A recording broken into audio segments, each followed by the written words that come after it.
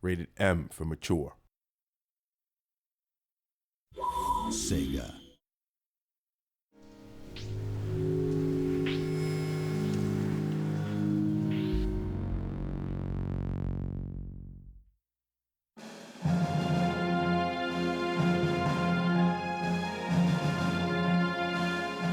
I don't know if everybody knows, but Sega's just down the street. It's only 3 blocks down on Townsend in San Francisco.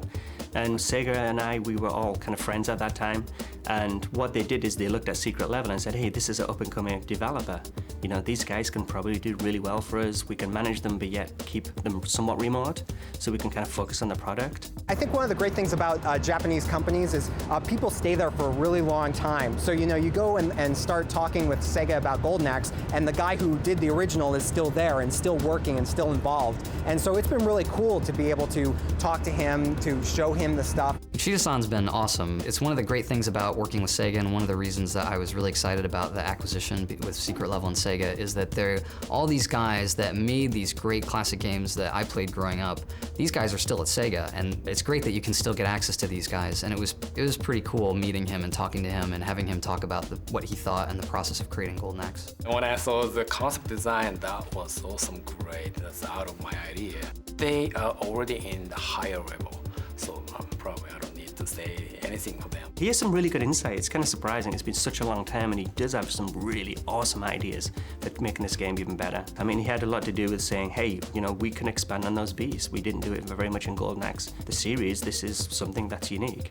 So it really was a collaboration. Apart from getting specific ideas, it's just really nice to have the blessing of the original person. And you know that you're trying to keep that spirit alive, and it's good to know that they bless you and they are doing the handoff with you. We started Golden Axe pretty modestly with about 4 people, and Secret Level was about 50 people at that time when we were really kicking off Golden Axe, and Secret Level is currently about 141 people today. When we took on Golden Axe was really the project that not only was bringing us to doing this size of game, but also bringing us to the next generation, and with it, developing our own technology. So Golden Axe was kind of the core piece of a very large strategy to enter this age of gaming.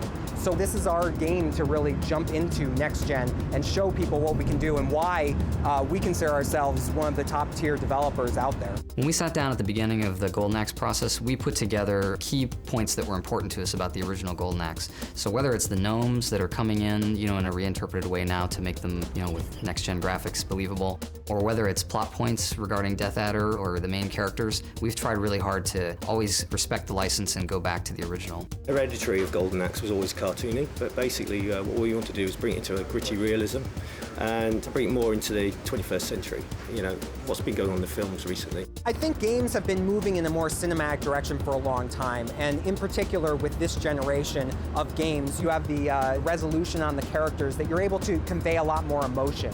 And for us, we need to tie those things together. I mean, you need to have an amazing fantasy world, having it be very barbaric, but then there has to be that emotional component, and that's really the challenge now. The art design process started quite some time ago, where I sat down with Silvio Abisher.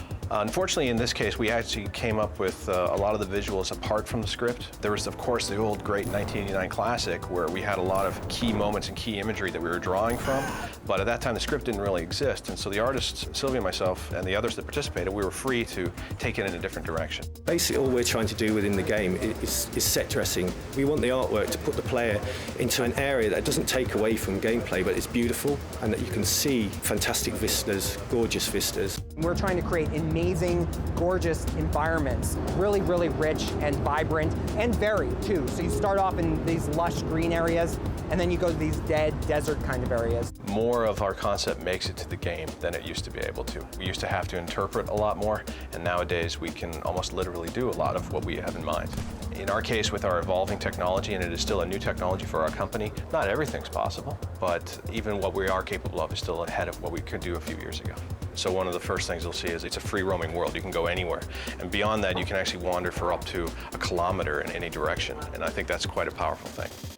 We spent a lot of time thinking about the story on Golden Axe, and one of the things that we wanted to be careful of is that we were telling a story that we thought was something that was more than just filler, that had a purpose and made sense with the world. And so there's a lot of stuff that is not just told in story as a cutscene or an interactive in-game cutscene, but something where it really weaves into the reasoning behind a lot of what's going on in the game. It's really a retelling, if you will. It's like rewriting the Bible again in our own little way. And I think what's really interesting is it's about Tyrus's Flare relationship with what we call the Titan, the last remaining living god in the world. So if you remember the arcade game where you kind of went on the back of a giant turtle and a giant eagle, they were living Titans. So with us, all the Titans have actually been killed by Death Adder except one remaining Titan, which happens to be the Dragon Fire God. And what Death Adder is doing really is he's trying to torture the dragon to find out where are the pieces of the Golden Axe. It's the ultimate, weapon to have in the whole story. So really it's about Tyrus's emotional connection to the dragon and how she ends up getting her fire magic, or the start of her fire magic abilities in the game. And it's actually kind of nasty. It's a mature game. There's a lot of gore, dismemberment, and death in this game, a little bit different to a teen game. Over the course of the project, I think the story and the various project needs externally have shifted a bit. We didn't start with a mature rating. That kind of grew on us, for example, and we've had to figure out what that means and how we're going to interpret that in a tasteful way. What I like the most, it's all the gore and blood. Since I'm in the game industry, I wanted to do dismemberment, and I was on teen kind of rated game, so I could not do that. And I think it feels right, when you hit the arm goes up. What we want to do was bring the violence to a crescendo, and basically you've got to balance that out as the game progresses. It's got to get more and more violent as it goes to a crescendo at the end there. And how we did that was basically find out which way we should split the bodies, and that was the fun part of it. So one of the things that we tried to incorporate into the fighting system was a really integrated parry and then counter-attack move that you do. And I think that's where you see some of the best parts of our combat system. A big guy is coming after you. If you block it, then there's this opening for you to be able to make a really great finishing move. When Tyrus is able to do that well, it's pretty cool to watch. We have a lot of brutal attack that are really nice paired animation because we have like a nice animation team.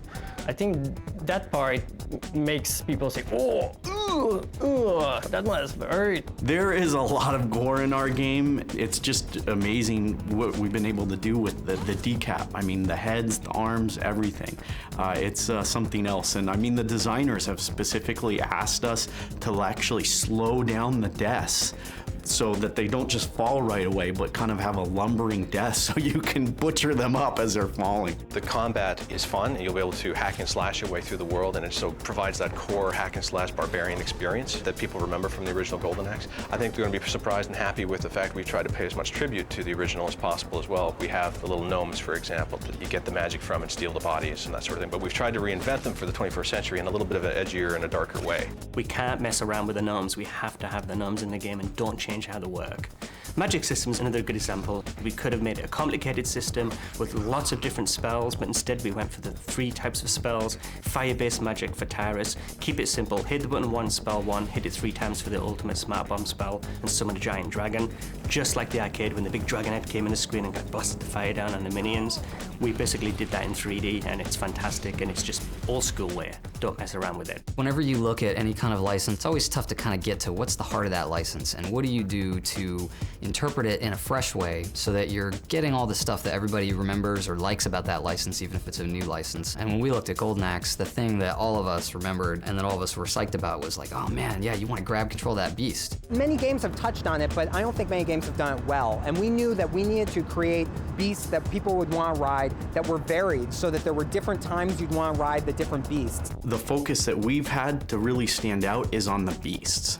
I think the beasts are really what's going to make this game stand out, because you'll be able to get on the beasts and each one has its own character and flavor. We have 5 beasts, so when you think about a single player game, it's actually 6 players because of the 5 beasts. These are treated like main characters in the game. There are all these little signature things that make it familiar, but it's not like a beast you've ever seen before, especially then when they start moving, and especially when you're riding on these things. I mean, that's an experience that you're like, wow, that is something I'm not going to be able to do in the real world. I think there's a lot of games that have done things where you get to ride on creatures, but it's always kind of like an ancillary thing. It's always something where you do it for transport from one area to another, but we really wanted something where it's like, no man, we get to just totally be at one with this beast and do all kinds of cool stuff and have different kinds and take it into combat and just really make it a part of the game.